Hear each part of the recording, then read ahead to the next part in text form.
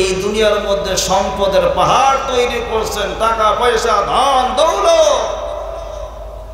আজকেই যদি মৌতের পরোয়ানা এসে যায়, এই সম্পদ কি আমরা কবরে নিয়ে যাইতে পারবো ভাই? আল্লাহ বললেন ওয়ালিকুল্লি উম্মাতিন আজাল فإذا جاء أجلهم لا يستأخرون ساعة ولا يستقدمون الله أكبر আল্লাহ বললেন প্রত্যেকটা জাতির একটা নির্দিষ্ট সময় রয়েছে। এই নির্দিষ্ট সময় যখন এসে যাবে, এক মুহূর্ত এদিক ওদিক হওয়ার সুযোগ থাকবে না। কথা বলেন ঠিক না বেঠিক? আমার ভাইরা, এই হাজিরহাট এলাকায় ধরেন আপনার 50 বিঘা জমি আছে, মৌতের ফেরেশতা আজরাইল রূহ নেওয়ার জন্য এসে হাজির হয়ে গেছে। আপনি যদি বলেন মৌতের ফেরেশতা আমার 50 বিঘা জমি আছে, তোমারে 25 বিঘা জমি দিয়ে দিলেন, সামনের বছর আইও, 1 বছর পর আইও, মালাকুল মউত মানবে? কথা বলেন মানবে? মালাকুল মউতকে যদি বলেন মৌতের ফেরেশতা তোর 1 লক্ষ টাকা ঘুষ দিলাম, 1 বছর পর আইও, মানবে ভাই? আইনামা তাকুনু ইউদরিকুমুল মাউত, মৃত্যুর পরোয়ানা যখন আসবে, এক মুহূর্ত এদিক ওদিক হওয়ার সুযোগ নাই। আমার ভাইরা, এই দেহের মধ্যে যতক্ষণ পর্যন্ত রূহ আছে আপনার দাম আছে, এমনকি একটা সিগনেচারেরও দাম আছে। কিন্তু এই দেহ থেকে যখন রূহটা চলে যাবে,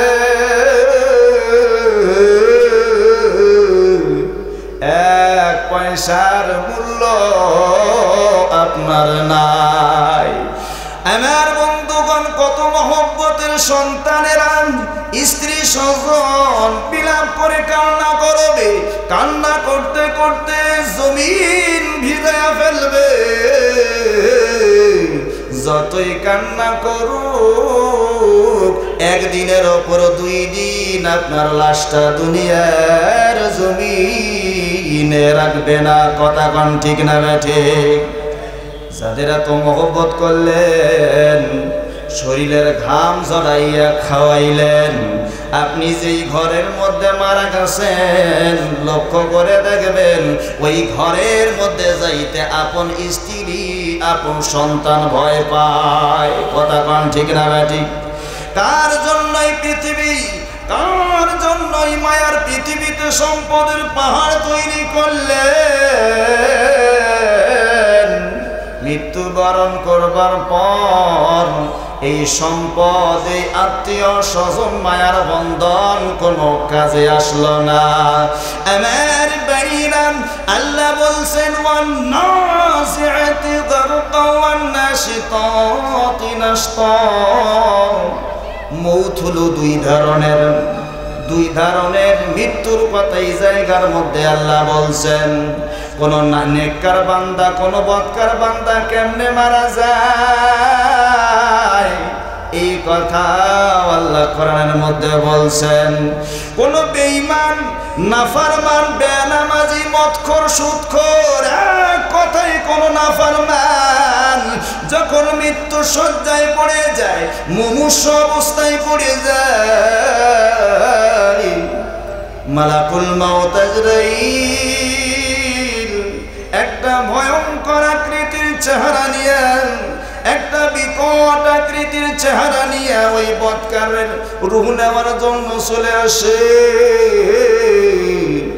বদকার বান্দা মালাকুল মউত আজরাইলের বিকট আকৃতির চেহারা দেখার পর তার রূহটা ছোটাছুটি শুরু করে। এই রূহটা কখনো মাথার মগজে, আবার কখনো কলিজার ভেতরে, আবার কখনো নখের গোড়ায় গোড়ায়, পশমের গোড়ায় গোড়ায় গিয়ে আশ্রয় গ্রহণ করে। আমার আল্লাহ পাক বলছেন গরকা মানে হলো ডুব দেওয়া, জোরাজুরি করা।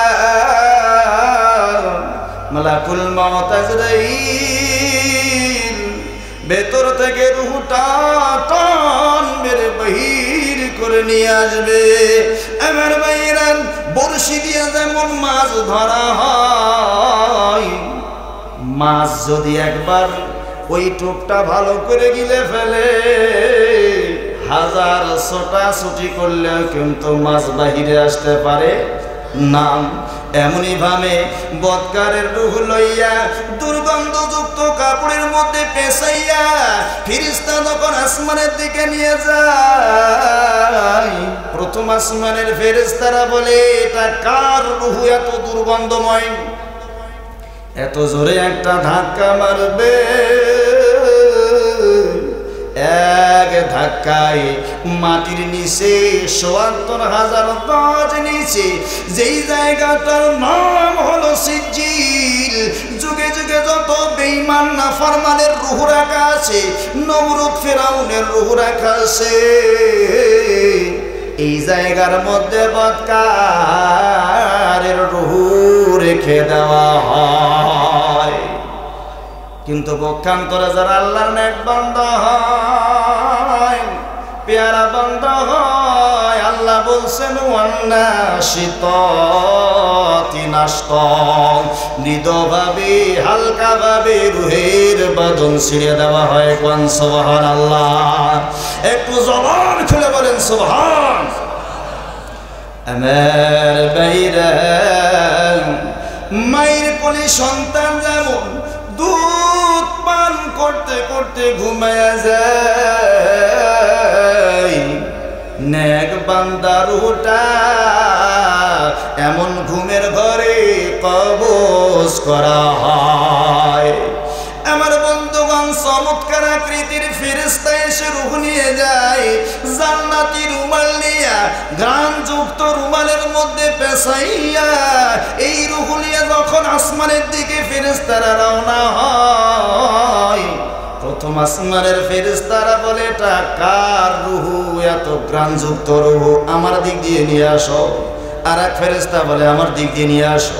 আর এক ফেরেশতা বলে, আমার দিক দিয়ে নিয়ে আসো। আল্লাহর নবীজিকে সাহাবারা প্রশ্ন করলেন, ইয়া রাসূলুল্লাহ, ইয়া হাবিবাল্লাহ, হুজুর, রূহ একটা ছোট জিনিস, অল্প একটু ফাঁকা ফেরে ঢুকে যাবে, এত ফেরেশতা কয় কেজে আমার দিক দিয়ে নিয়ে আসো। আর এক ফেরেশতা কয়, আমার দিক দিয়ে নিয়ে আসো। আল্লাহর নবী ডাক দিয়ে বললেন, সাহাবারা, এটা ঈমানদারের মর্যাদা, ঈমানদারের মর্তবা। ফেরেশতারা মনে করে যে এই রূহ যদি আমার দিক দিয়ে যায়, আমি ধন্য হয়ে যাব। কোন সুবহানাল্লাহ। বাইরা মান, নেক বান্দা রূহ নিয়া ফেরেশতারা সবার উপরে যেই জায়গাটার নাম হলো ইল্লিন, যুগে যুগে যত নেক বান্দাদের রূহ রাখা আছে, যত পয়গম্বর আলাইহিস সালামের রূহ রাখা আছে, এই জায়গার মধ্যে নেক বান্দার রূহ রাখা হয়। কোন সুবহানাল্লাহ। রূহ চলে গেল ইল্লিনে, কারোটা সিজ্জিলে, নেক বান্দা হলে ইল্লিনে। তাকে বন্ধ করে দিতে হয়। দুনিয়ার কোনো বালিশ মাথার মধ্যে রাখা যাবে, কারণ 1-1.5 ঘন্টা পরে বাঁকা হাত আর সোজা হবে না, বন্ধ চোখ, খোলা চোখ আর বন্ধ হবে না। আমার ভাইরা, এই মুর্দাকে যিনি গোসল করাবে, মাসালা হলো মৃত ব্যক্তিকে আস্তে করে উঠায়া পেটের মধ্যে একটু পাম্প করবে।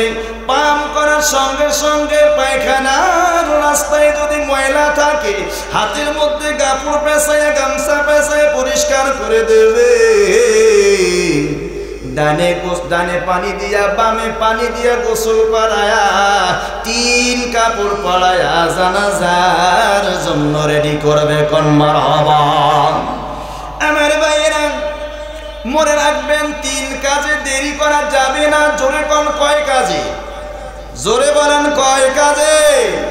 এক নম্বরে হলো সন্তান যদি উপযুক্ত হয়ে যায়, বিবাহের উপযুক্ত হয়ে যায়, তাড়াতাড়ি বিবাহ দিয়ে দাও। বর্তমান জামানা খুব খারাপ, সন্তানেরা প্রেম প্রীতি ভালোবাসার নামে অবৈধ সম্পর্ক স্থাপন করে জিনা ব্যভিচার যত গুনাহ হবে, জিনা করে যত গুনাহ হবে, মনে রাখবেন মুসলমান সমস্ত গুনাহ পিতা মাতার কাঁধের মধ্যে চাপানো হবে। কথা কোন ঠিক না বেটি? মোবাইলের মধ্যে এক ছেলে মেসেঞ্জারে লেখে হাই, আর এক মেয়ে লেখে হ্যালো, এই যে বন্ধুত্ব শুরু হয়ে গেল। এরপরে বন্ধুত্ব যখন শক্ত হয়ে গেল, প্রেমে পরিণত হলো। এক পর্যায়ে এই ছেলে মেয়েগুলা পিতা মাতার মুখের মধ্যে চুনকালি মাখাইয়া ভাইগে যায়। এমন ঘটনা আপনাদের এলাকায় ঘটে কি ভাই? ছেলে মেয়ে পিতা মাতার মুখে চুনকালি মাখাইয়া তাদের ইজ্জতকে বিলীন করে ভাইগে যায়। যদিও পিতা মাতা পরবর্তীতে ছেলে মেয়েদেরকে মেনে নেয়, জিন্দেগি ভর পিতা মাতার কলিজার মধ্যে একটা দাগ লেগে থাকে। কথা ঠিক না? সন্তান কত কষ্ট করে মানুষ করে পিতা মাতাই শুধু বোঝে। কথা ঠিক না ভাইজান? এই জন্য ছেলে মেয়ে যদি বিবাহের উপযুক্ত হয়, তাড়াতাড়ি বিবাহ দিয়ে দাও। নাম্বার 2 হলো মসজিদে যখন নামাজের সময় হয়ে যায়, তাড়াতাড়ি জামাতে দাঁড়ায়া যাও। আমার বন্ধুগণ, দেশের প্রধানমন্ত্রীও যদি হয়, এই ইমাম সাহেব 2 মিনিট অপেক্ষা করেন, 2টা মিনিট অপেক্ষা করেন, মসজিদের সভাপতি আসতেছে। অপেক্ষা করা যাবে? কথা বলেন, যাবে? কারণ এটা হলো ইমামের ইখতিয়ার। ইমাম যদি ইচ্ছা করে 2 মিনিট কম করতেও পারে, বেশি করতেও পারে, কারণ ইমাম হলো সমাজের কি নেতা। আজকে আমাদের সমাজে ইমামদের কদর নেই, ইমামদের সম্মান নেই। অনেক মুসল্লি আছে ইমাম সাহেবের বলে হুতায়। কথা বোঝেন নাই? আমার বাইরে নাম্বার 3 হলো মানুষ যখন মারা যায়, জানাজার জন্য যখন এই মৃত ব্যক্তিকে রেডি করা হয়, আল্লাহ নবী বলছেন তাড়াতাড়ি কবর দিয়ে দাও। কোন মারহাবা? নবী বলছেন লোকটা যদি নেককার বান্দা হয়, তাড়াতাড়ি কবর দাও। যদি লোকটা বদকার হয়, তাড়াতাড়ি কবর দিয়ে দাও। কারণ নেক বান্দার রূহটা কবরে যাওয়ার জন্য ব্যস্ত হইয়া যায়। তার রূহ ডাক দিয়ে বলে, আমারে তাড়াতাড়ি নিয়ে চলো, আমারে জান্নাতের বাগানে নিয়ে চলো, আমার মাওলার দিদারে নিয়ে যাও। কোন মারহাবা? আমার বাইরা পক্ষান্তরে যারা বদকার হয়, বেনামাজি হয়, সুদখোর হয়, এমন ব্যক্তির রূহটা কবরে যাওয়ার আগে ডেকে বলে, সন্তান, এই বাড়ি আমি বানাইছি, এই জায়গা আমি খরিদ করেছি, মাথার ঘাম পায়ে ফেলাইয়া তোরে খাওয়াইয়া মানুষ করছি, আজকে তুমি কোথায় নিয়ে যাও? আল্লাহ নবী বলছেন নেক বান্দাকেও তাড়াতাড়ি কবর দাও, কারণ তার রূহটা কবরে যাওয়ার জন্য ব্যস্ত হইয়া যায়।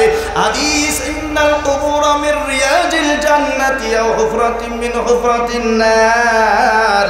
কবর কারো জন্য হবে জান্নাতের বাগান, আবার কবর কারো জন্য হবে জাহান্নামের গর্ত। আমার ভাইয়ের নবী বলছেন লোকটা বদকার যদি হয়, তাড়াতাড়ি কবর দাও, কারণ বদকারের কবরের মধ্যে আযাব দেওয়ার জন্য ফেরেশতারা অধৈর্য হয়ে যায় যে তাড়াতাড়ি কবর দিয়ে দাও। এমনকি আল্লাহ পাকের আযাব গজব যখন তখন বদকারের উপরে নাজিল হতে পারে, এমনকি ফেরেশতারা কবর থেকে উঠে এসে বদকারের উপরে আযাব দিতে পারে। এই জন্য আল্লাহর নবী বলছেন তাড়াতাড়ি কবর দিয়ে দাও। আমার ভাইরা, এই কবরের পাড়ে যখন নিয়ে যাওয়া হয়, বিল্লাহি ওয়া আলা মিল্লাতি রাসূলিল্লাহ, আল্লাহর নামে রাসূলের মিল্লাতে যখন কবর দেওয়া হয়, এখন প্রশ্ন হলো যে আমার বাবা হয়, আমার চাচা হয়, আমি কবরের মধ্যে নামবো, আমি বড় হকদার। কিন্তু মহিলা মানুষ যদি মারা যায়, মহিলার কবরের মধ্যে নামবে কি? মাসালা কি? আমার বন্ধুগণ বাইরা গো, মহিলা মানুষ যদি মারা যায় গোসল করায় মহিলা, কথা বলেন ঠিক না বেটি? এরপরে গোসল করায় মহিলা, কাপড় পরায় মহিলা, কথা ঠিক কিনা? এখন প্রশ্ন হলো পুরুষ মানুষ যদি মারা যায় কয় কাপড় পরাইতে হয়? কথা বলেন। 3 কাপড়। আর মহিলা মানুষ যদি মারা যায় কয় কাপড় পরাইতে হয়? জোরে কোন? 5 কাপড়। আল্লাহ রাব্বুল আলামিন মহিলাদেরকে দুনিয়ার জমিনে ঠকায় নাই, মরার পরেও ঠকায় নাই। কিন্তু এক শ্রেণীর মা বোনেরা দেখবেন সিনেমার নর্তকীদের মতো 1 পিস 3 পিস পইরে ঘুরে বেড়ায়, কথা কোন ঠিক না বেঠে? পর্দা হলো মুসলমান বউ বেটিদের জন্য সুন্নত না ফরজ? জোরে কোন সুন্নত না ফরজ? এরপরে এক শ্রেণীর মা বোনেরা আমার ব্যাপার দা হইয়া সিনেমার নর্তকীর মতো ঘুরে বেড়ায়, কথা ঠিক না? আরে ভাই, সিনেমার নর্তকীরা নিজের দেহা পরপুরুষের সামনে প্রদর্শন করে টাকা হারাম ভাবে ইনকাম করে, কথা ঠিক না? তুমি কি ওই সিনেমার নর্তকী হতে চাও? আমার বাইরা বন্ধুগণ, কোন নারী যখন বেপরদা হইয়া চলে, সূর্যের আলো আল্লাহর কাছে নারী জানাই যে আল্লাহ, এই বেপরদা নারীর শরীরে আমার আলো যেন না লাগে, এতে আমার রহমত নষ্ট হইয়া যায়। এই হাজিরহাট বাজারে যদি পাকা কলা বিক্রি করতে নিয়ে যান, যতক্ষণ পর্যন্ত এই কলার উপরে খোসা থাকে ততক্ষণ কলার দাম থাকে, কতক্ষণ ঠিক না বেঠি? আর এই কলার যদি খোসা খুলে খুলে বাজারে বিক্রি করতে নিয়ে যান, কেউ কিনবে? লোকে আপনারে পাগল বলবে। তেমনি ভাবে যে সমস্ত মহিলারা বেপরদা হইয়া চলবা, ওই শিলা কলার মতন তোমার মূল্য থাকবে না, কথা বলেন ঠিক না বেঠে?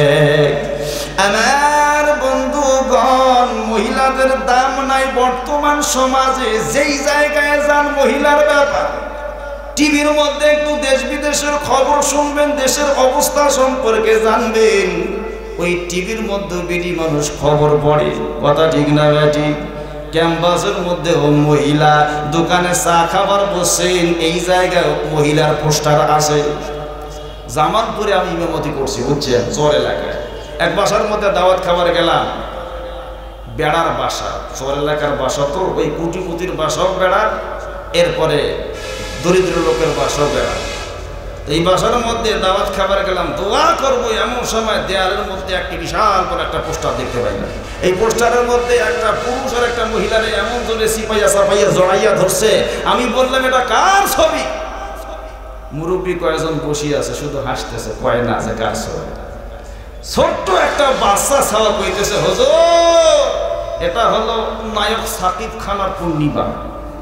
ছোট্ট একটা বাচ্চা দিয়ে দেব।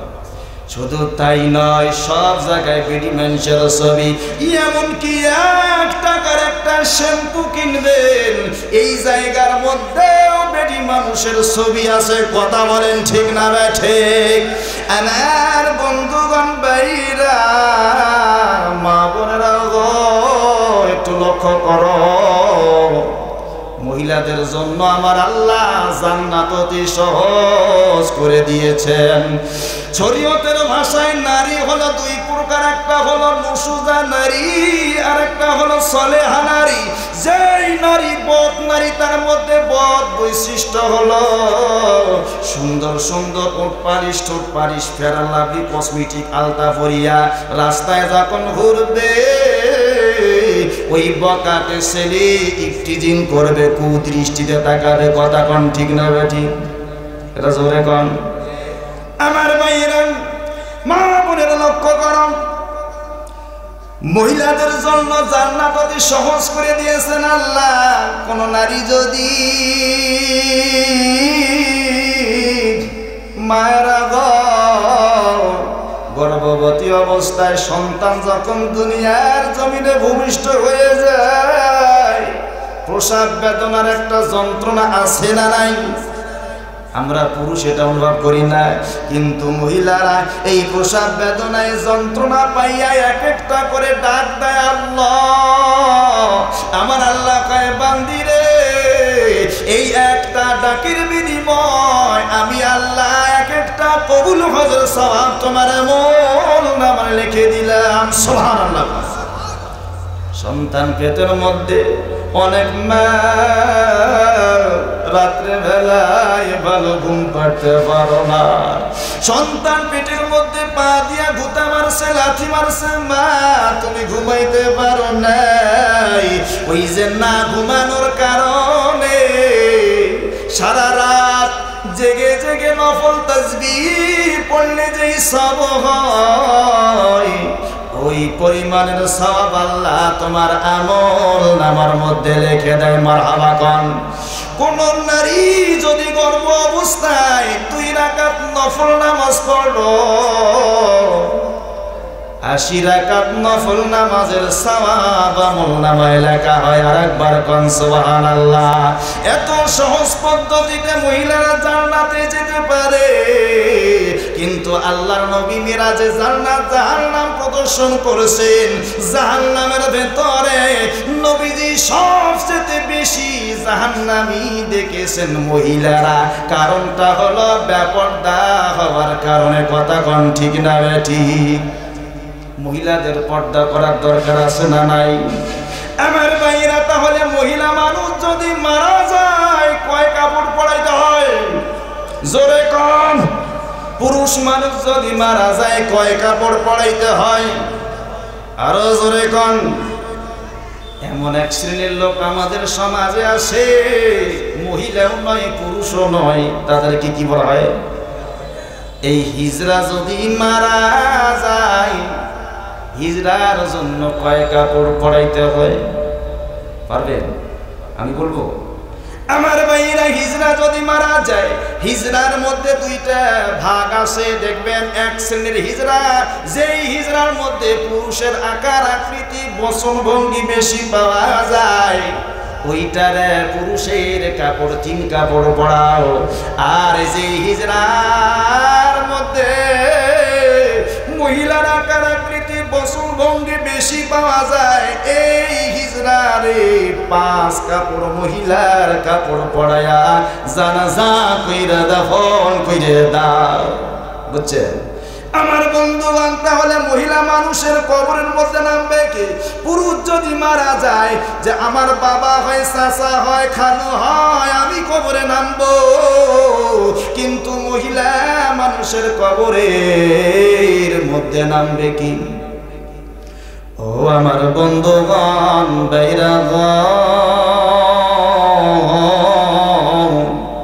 মহিলা মানুষের কবরের মধ্যে নামবে 1 নম্বরে ওই ব্যক্তি, যেই ব্যক্তির সঙ্গে ওই মহিলার দুনিয়ার মধ্যে বিবাহ হওয়া হারাম। এমন ব্যক্তি যদি না পাওয়া যায়, আমার বাইরে এলাকার মধ্যে সবচেয়ে দিনদার, ইমানদার, আমলদার, পরহেজগার ব্যক্তি, এমন ব্যক্তি কবরের মধ্যে নেমে যাবে। মারহাবা কোন। ও আমার বন্ধুগণ,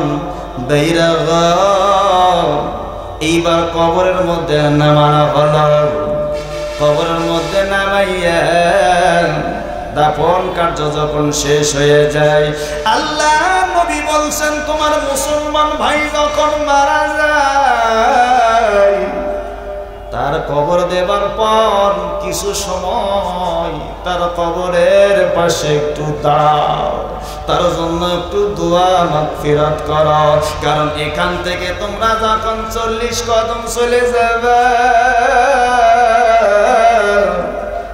কবরের ভিতরে পরীক্ষা শুরু হয়ে যাবে। আর কবরের পরীক্ষাটা এমন, এই কবরের পরীক্ষায় যদি কোনো আল্লাহর বান্দা বান্দি একবার ফেল করে আর পাস করার সুযোগ নাই। দুনিয়ার জমিনে একটা সাবজেক্টের মধ্যে আপনি ফেল করছেন, পরের বছর আবার ওই সাবজেক্টের মধ্যে পরীক্ষা দেওয়ার সুযোগ আছে না নাই? কথা বলেন আছে না নাই? কিন্তু কবরের পরীক্ষাটা এমন,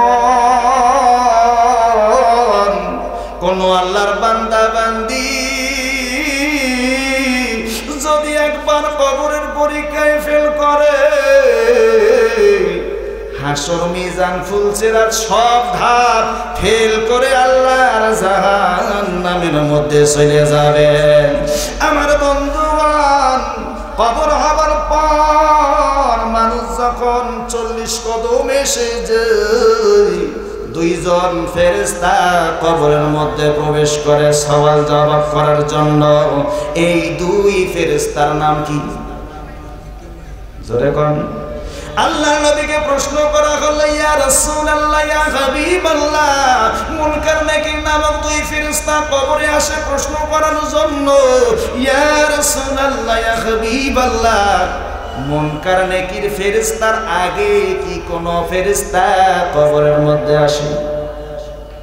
আল্লাহর নবী বললেন, হ্যাঁ, মুনকার নাকির নামক ফেরেশতার আগে একজন সূর্যের ন্যায় উজ্জ্বল রুম্মান নামক ফেরেশতা কবরের মধ্যে এসে প্রবেশ করে আর ওই মৃতকে জাগাইয়া ডেকে বলে, ও আল্লাহর বান্দা, দুনিয়ার মধ্যে কি কর্ম করেছো?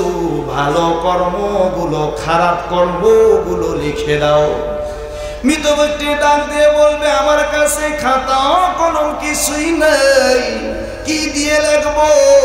আমার বাইরা রুম্মান নামক ফেরেশতা ডেকে বলবে, তোমার আঙ্গুলকে কান কলম বানাও, মুখের লালাকে কালি বানাও, কাফনের এক টুকরার মধ্যে তোমার ভালো মন্দ কর্ম লিখে দাও। বান্দা ভালো মন্দ কর্ম লিখে দেবে। ওই রুম্মান নামক ফেরেশতা ওই লেখাটা তার গলার মধ্যে ঝুলাইয়া দেবে। এবার মুনকার নাকির নামক ফেরেশতা কবরের মধ্যে এসে হাজির হয়ে যাবে। কবরের জগৎটা এমন, কবর তা প্রতিদিন তার ভাষায় ডেকে বলে, আমি পোকামাকড়ের ঘর, আমি একাকী থাকার ঘর, আমি সঙ্গী সাথী বিহীন থাকার ঘর। বান্দা আমার কাছে আসার আগে চিন্তা ভাবনা করে এসো।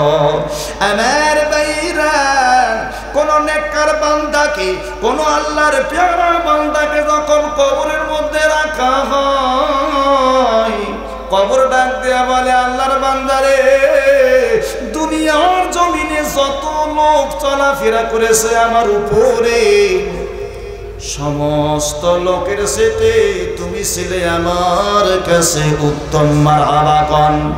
আজকে আমার উত্তম ব্যবহার তুমি দেখতে পাবা। আমার বাইরা, আমার বন্ধুগণ, এই নেককারের জন্য কবরটা এত প্রশস্ত হয়ে যাবে, দৃষ্টি যত দূর যায় নেককারের জন্য কবর তত দূর প্রশস্ত হয়ে যাবে। কোন সুবহানাল্লাহ। আর একটু আসতে বলেন সুবহানাল্লাহ, জবান খুলে বলেন সুবহানাল্লাহ, লিল্লাহি তাকবীর। একটু জোরে আওয়াজ জানতো ভাই, জবান খুলে লিল্লাহি তাকবীর। এই যে মাঝখানে যে পিলারগুলো রয়েছে, এখান থেকে একটু ভাগ করুন, বুঝলেন নাই? ওই সাইডটা হলো ভারত, এই সাইডটা হলো বাংলাদেশ। এইটা কি ভারত আর এইটা হলো বাংলাদেশ। এই যে ভারত, ভারতের লোকজন চুপ থাকবেন, শুধু বাংলাদেশের লোক তাকবীরের জবাব দেবেন, আপনারা চুপ থাকবেন। নারে তাকবীর, মাশাআল্লাহ মাশাআল্লাহ। এবার বাংলাদেশ চুপ, ভারত একটু তাকবীরের জবাব দেবেন, আপনারা কিন্তু জবাব দেবেন না, বুঝলেন না? লিল্লাহি তাকবীর। বুঝে গেছে ভারত বাংলাদেশের চাইতে ভারতের আওয়াজই বেশি, কারণ বড় রাষ্ট্র, বুঝেন না ভাই, লোকজনও বেশি। তবে ভারত আমাদের পার্শ্ববর্তী দেশ। এবার ভারত বাংলা একাকার হইয়া তাকবীরে জবাব দেবেন, লিল্লাহে তাকবীর, নারে তাকবীর, আল কোরআনের আলো, আল হাদিসের আলো, লিল্লাহে তাকবীর, নারে তাকবীর। আমার ভাইরা লক্ষ্য করুন, ভাইরা নেক বান্দা যখন কবরের মধ্যে যায় তার জন্য কবরটা জান্নাতের বিছানা হইয়া যায়। পক্ষান্তরে যখন কোনো বদকার বান্দাকে কবরের মধ্যে রাখা হয়,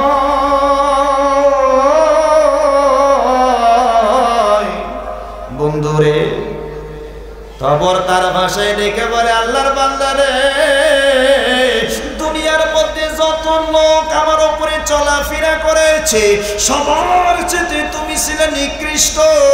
আজকে তুমি আমার ব্যবহারটা কেমন টের পাবা। এই বদকারকে যখন কবরে রাখা হয়, আমার ভাইরা, কবরে তো জোরে চাপ মারবে গো। একদিকে আল্লাহর নবী বলছেন এইরকম ইশারা দিয়ে, একদিকের হাড় আর একদিকের হাড়ের মধ্যে ঢুকে যাবি, ওই বদকারের জন্য কবরের আযাব শুরু হয়ে যাবে। আল্লাহ বললেন, ওয়ালাকাদ জিতুমুনা ফুরাদা কামা খালাকনাকুম আউওয়ালা মাররা। বান্দা, আমার কাছে আসতে হবে তোমাদের একা একা। কবরের মধ্যে যাব কি একা একা? সম্পদ, বাড়ি ঘর, টাকা পয়সা নিয়ে যেতে পারবো? কবরে যাব কি একা একা? আল্লাহ বলেন, যেমনি ভাবে তোমার মায়ের পেটের ভেতরে আমি আল্লাহ একা পাঠাইয়াছিলাম, এই মায়ের গর্ভের ভেতর থেকে দুনিয়ার জমিনে যখন ভূমিষ্ঠ হলাম, ধীরে ধীরে যখন বড় হইয়া গেলাম, কোনটা আসমান কোনটা জমিন সব চিনলাম, ইনকাম করতে শিখলাম, হারাম হালাল হারাম বুঝলাম। আল্লাহ বলেন, দুনিয়ার জিন্দেগিতে বান্দা কি করেছো? তুমি যেই খাবারটা খাইছো, এটা হালাল খাইছো নাকি হারাম খাইছো? তুমি ইনকাম করছো, এটা হালাল করছো নাকি হারাম করছো? আমি আল্লাহ অবশ্যই বিচারের ময়দানে হিসাব গ্রহণ করব, আর এই হিসাবের ময়দান থেকে পালানোর কোনো সুযোগ থাকবে? আমার ভাইরা, বন্ধুগণ, আল্লাহ বলছেন, ইন্না ইলাইনা ইয়াবাহুম সুম্মা ইন্না আলাইনা হিসাবাহুম। অবশ্যই আমি বিচারের ময়দানে হিসাব গ্রহণ করব, আর বান্দা এই হিসাবের ময়দান থেকে তোমার পালানোর কোনো সুযোগ থাকবে না। হিসাবের ময়দান থেকে পালানোর সুযোগ নাই। দুনিয়ার জমিন থেকেও যে পালাবেন এটাও সুযোগ নাই। দুনিয়ায় কোথায় যাইয়া পালাবেন? আসমানের উপরে মঙ্গল গ্রহের মধ্যে যাইয়া পালায়া থাকবেন? বলেন তো, আসমান কার? জোরে বলতে হবে, আসমান কার? জমিনের মধ্যে যাইয়া পালাবেন, পাহাড়ের ভিতরে যাইয়া পালাবেন, এই পাহাড় কার? সমুদ্রের মাঝখানে যাইয়া পালায়া থাকবে, এই সমুদ্রটাও কার? বুঝা গেল, আল্লাহ এই কথা বুঝাইলেন, বান্দা দুনিয়ার জমিনে বাঁচতে হলে আমি আল্লাহর ইবাদত কইরা বাঁচো, আমার হুকুম পালন কইরা বাঁচো। কন্যা মারহাবা। আল্লাহ বলেন, ইয়া মাশারাল জিন্নি ওয়াল ইনসি ইন ইসতাতা'তুম আন তানফুযু মিন আকতারিস সামাওয়াতি ওয়াল আরদ। এ দুনিয়ার জিন এবং মানুষ, যদি পারো আমার আসমান অতিক্রম করে দেখাও।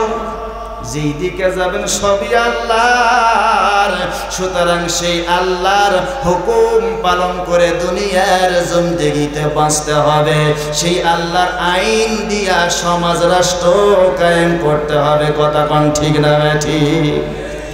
দুনিয়ার ক্ষমতা বড় খারাপ জিনিস। যুগে যুগে বহু মানুষকে এই ক্ষমতায় গোমরা করছে। ফিরআউনকে কিন্তু এই ক্ষমতায় গোমরা বানাইছে। যতক্ষণ পর্যন্ত ক্ষমতার গদি আছে, চেয়ার আছে, প্রশাসন আছে, রাইফেল আছে, গুলি আছে, তোমার চোখের সামনে দিয়ে মালাকুল মউত রূহ নিয়ে যায়, পারলে তুমি ক্ষমতা দিয়ে ঠেকাও। কি পারবে ভাই? নবী সুলাইমান এত বড় পয়গম্বর হবার পরে মউতকে ঠেকাইবার পারছে?